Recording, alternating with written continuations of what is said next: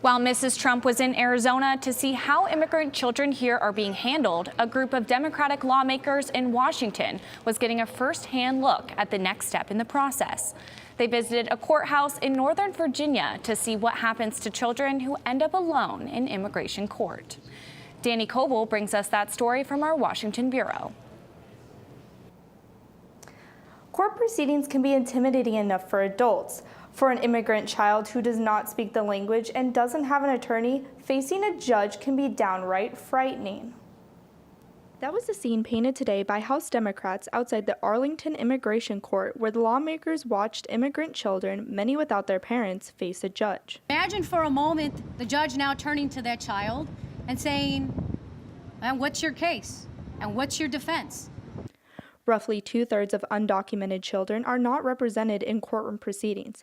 The Democrats said some reports say children as young as 3 years old have had to argue their case in courtroom proceedings without representation.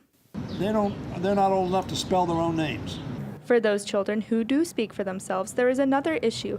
Lawmakers today noted that court-provided translators would translate for the judge what the defendant or defense attorney says, but not what the judge says in reply. They also noted that translators almost always speak Spanish. That may be the official language of countries like El Salvador and Guatemala, where many of these children are from, but they may speak indigenous languages. So imagine not only having to represent yourself in a courtroom in a foreign language, but not even being able to understand what is being said to you. The Democrats, including members of the Hispanic caucus, said they were pleasantly surprised by today's proceedings. In all the cases they saw today, the children had attorneys and they faced a sympathetic judge.